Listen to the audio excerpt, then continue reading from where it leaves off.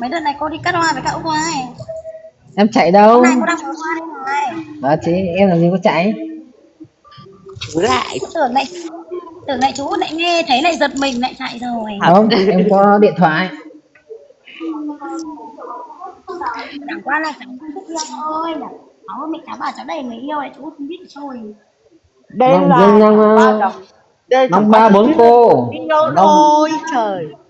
phải ba bốn Con cô. gái còn đến tận nhà xin thật á. Long còn phải chạy mất dép đấy kìa. Thật. Riêng năm phải bốn năm cô rồi. Ôi cô ra cô. Vậy hôm nay cô hiện nhiều hoa đấy. Nhà cô đợt này đang show Tết gì đấy. Ờ. Hoa tới tầm này thì Tết cô làm gì còn hoa nữa đâu.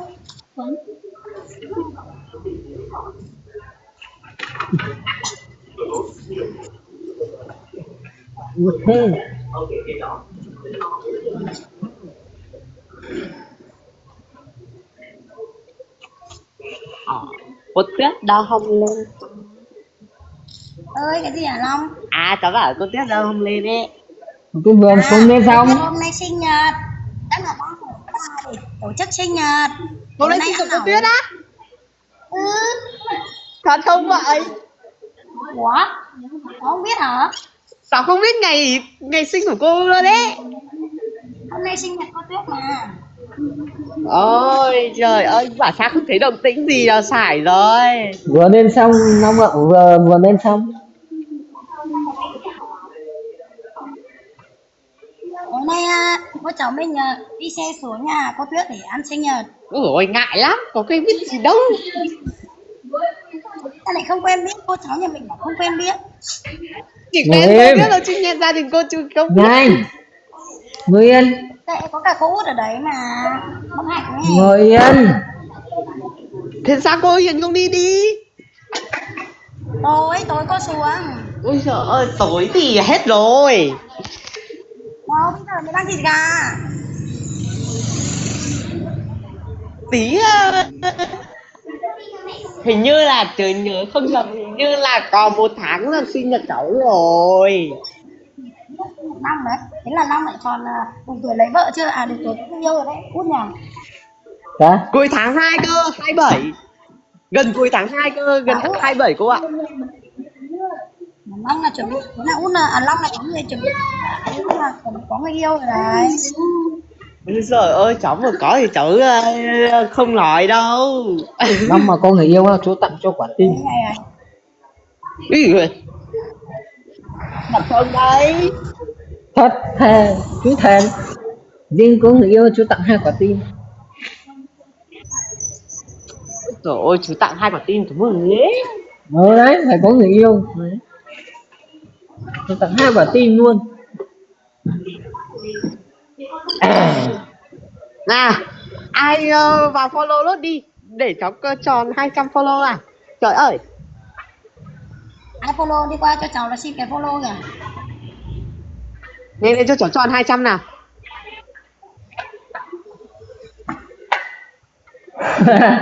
Ở đây anh không biết cháu rồi còn đâu. Thôi tí follow đại đứa nào vậy? Sinh nhật chị Hiền bao giờ? 18 tháng 8. Sinh nhật chị Tuyết à? Biết rồi. Không biết em lại đi tặng người khác tim rồi.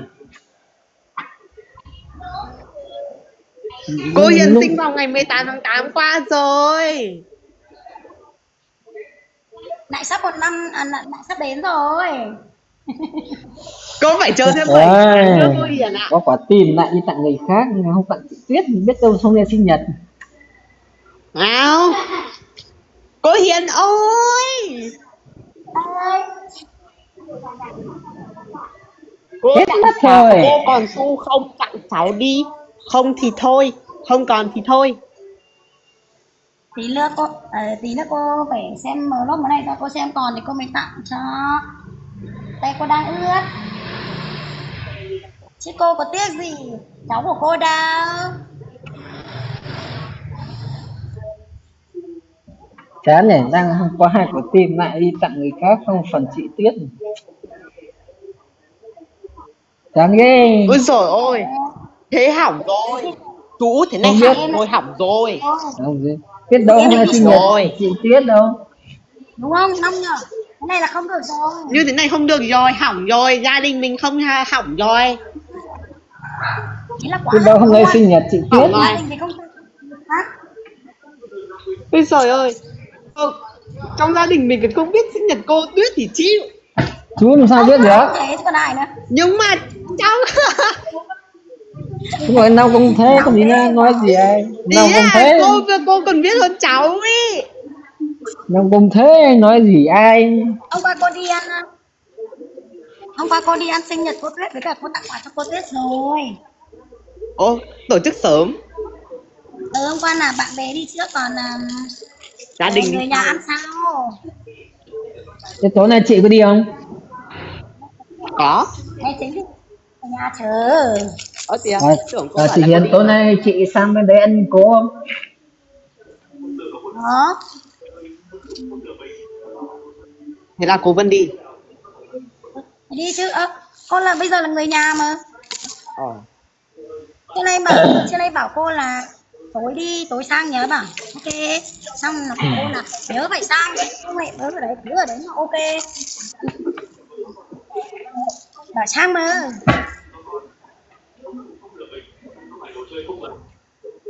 Có gì có gì chú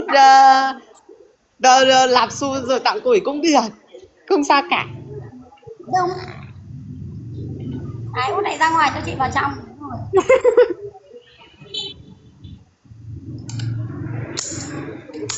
Ôi sợ quá. Tặng cho củ tin thế được rồi. Có người yêu đi nào chú tặng cho 2 quả tim. Thôi, chú tặng luôn đi, cháu không muốn có người yêu rồi mới tặng đâu.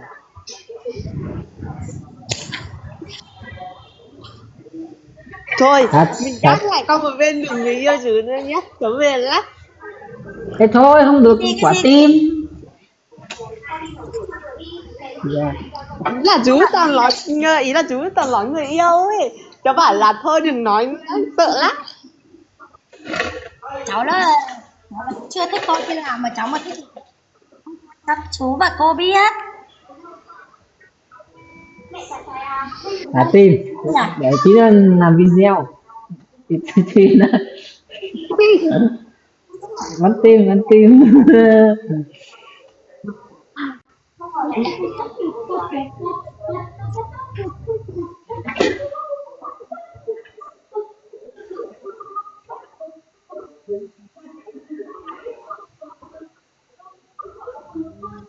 Long có hâm mộ đá bóng không Long?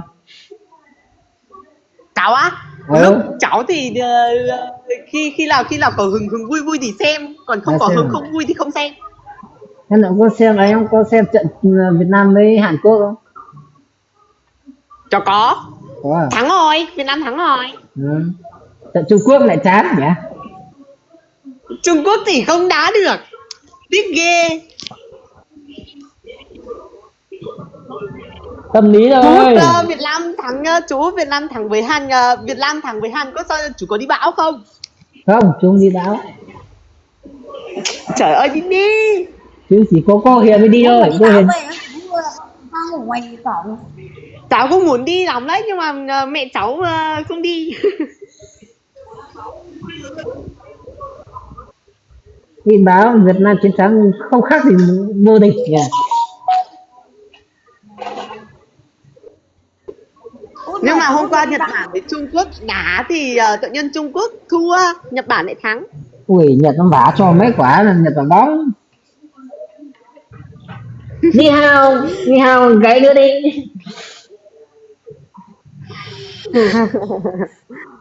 Nó cậy thủ môn nó xuất sắc. Hâm mộ đá bóng lắm, người ta cũng chỉ để xem thôi. Chú ngày nào chả xem. Nó còn nói mình Ni hao nói là kể cả nó bảo mình Ni hao thủ môn Trung Quốc nó bảo kể cả Messi Ronaldo sút nó cũng tàn phá hết. Ui sợ lắm. Bốc phét thế là nó cho 4 bàn, nó cho vả cho 4 bàn vào thủng lưới.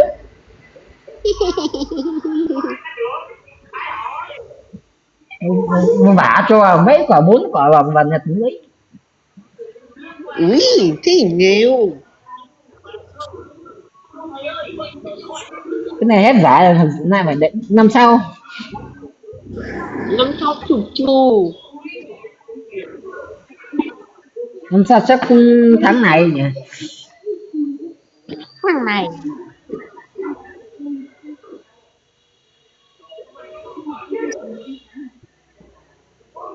Lại sang bên nữ lại giải nữ.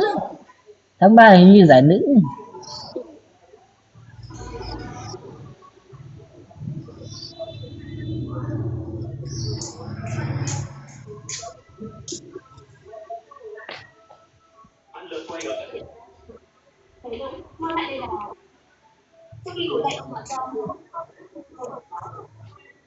Em chào chị mình cắt trắng.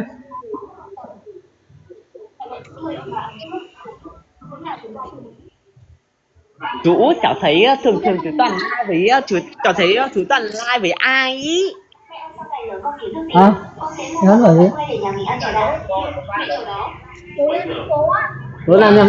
Tối nay làm gì còn đâu mà có. Hả? Thua bởi Không thấy cô cháu thua nhà mình 4-0. lên là chú đi ngay khác mà.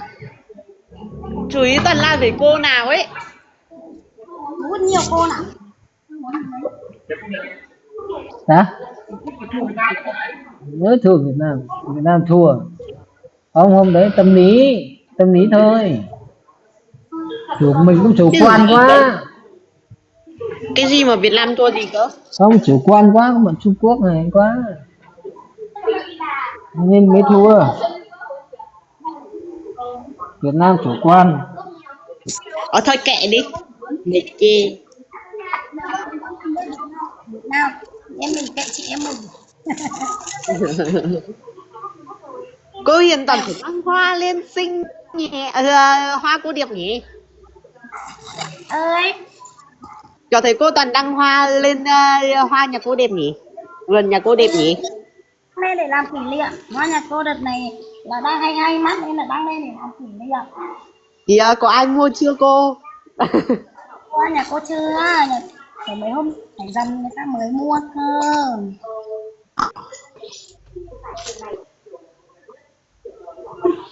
Bao nhiêu tiền một bó đấy hả chị? 10.000. Đợt này có hoa không đi chợ không biết. Phải Thế con thường thường giá thì chứ. cô bán bao nhiêu? Hơn trăm. Hơn trăm bó hoa. Cũng được. Chị Hiền bán cho 5 để 5 tặng người yêu. Hơn trăm nghìn một bó. Này, có không dài như thế này này. Nào, Chú mua hoa. làm thế cháu sợ. Sợ gì? Nó rẻ hơn. Mua hoa là tặng người yêu. Chú đừng làm vậy cháu sợ lắm. Ủng hộ cô Hiền. Ôi dồi ôi, chú làm thế cháu sợ lắm. Sao mà sợ? Sợ gì đấy? Cháu sợ con người chú rồi đấy, chú lúc nào cũng là cái gì đấy. Bảo cái gì mà sợ? Cô bảo gì cũng bảo nó sợ đấy.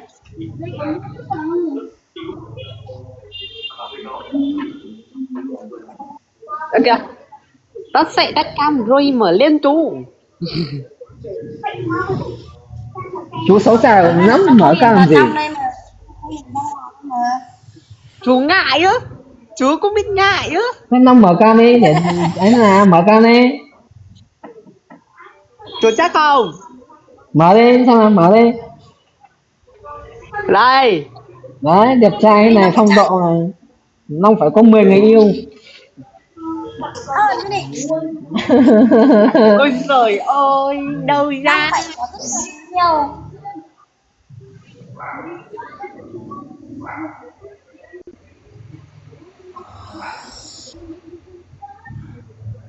Long có thấy Ninh Quân không?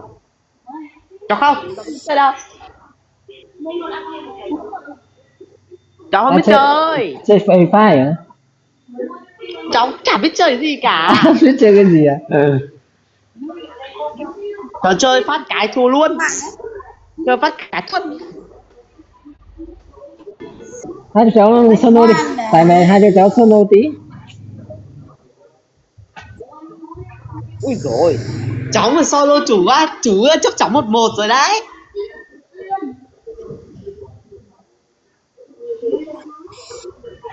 Nó bảo không chơi. Chị có bố Thế- cháu biết chơi rồi, chơi cháu do à. Thế cô Hiền biết chơi không? Có, cô Hiền chơi giỏi. Cô không biết chơi.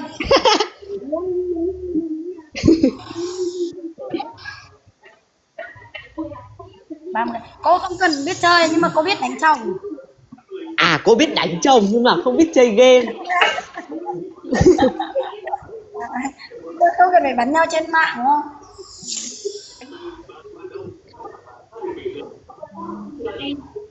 Nông biết ca sĩ Nguyễn Hiền không? Đúng không Út? Nông, Ca sĩ Nguyễn Hiền không, cháu không biết. không biết à? Ý ca sĩ Nguyễn Hiền là ai? Là ai? Chắc chắn là cô Hiền rồi. À rồi. Đâu chị Xa luôn cả, người nghe chưa?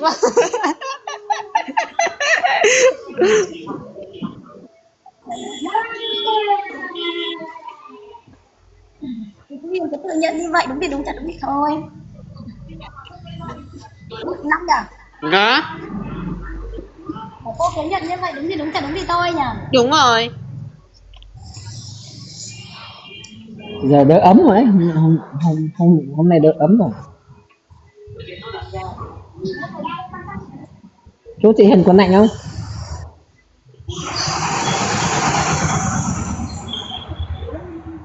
Chị Hiền chú chị còn lạnh không?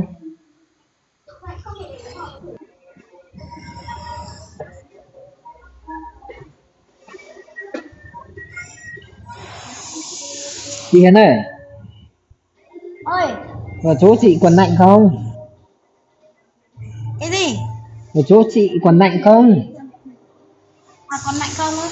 Còn, ít thôi. Không lạnh như mấy hôm trước, chứ mấy hôm trước lạnh vãi.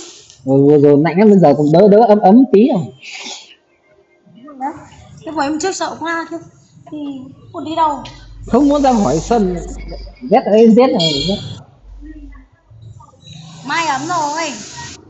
Hôm nay mà có người yêu nó ôm ấm tuyệt vời. Mà mới ra Long ơi, Hết. nay mà có người yêu thì ấm lắm ấy. Sai thế nhở? Long cười cái gì đấy? Chú có nói mày đâu mà cười. Sai thế nhở? Chú có nói mày đâu mà cười đấy. Có ai Này mà mày sai thế nhở? chỉ là ai mà có người yêu thì chắc ấm lắm ấy, ôm ấm sướng. Đúng rồi đấy. Cái gì cười cái gì chú có nói Long cứ cười chỉ cười em chị ạ. Đâu, sao còn nói gì chú đâu. Đâu lúc nào cũng tủm tỉm để cười ơi.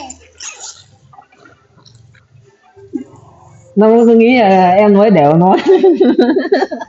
Đâu, Đâu nhà mình á. nhận đấy nhá, chứ cháu không nói gì đâu nhá.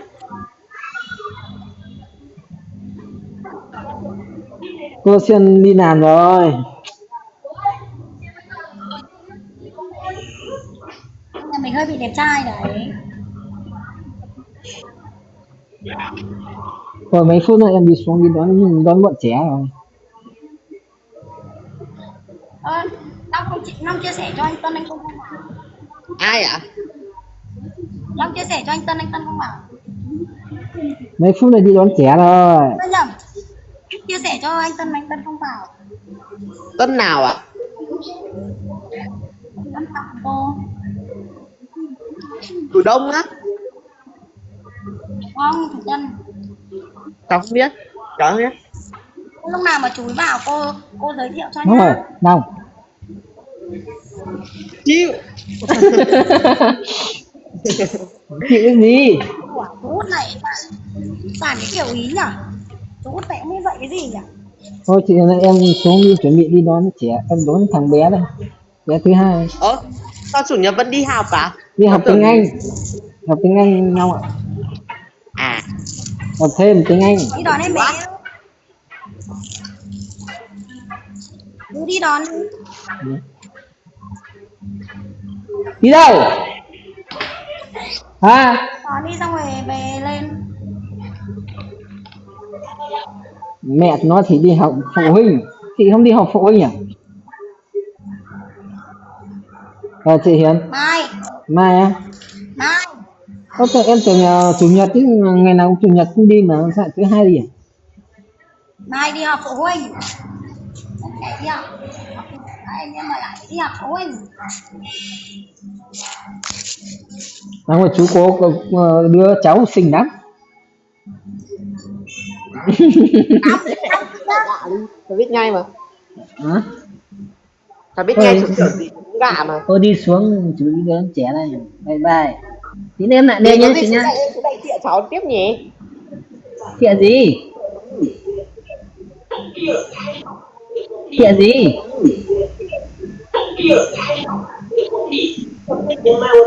Giờ chỉ còn có cháu mình.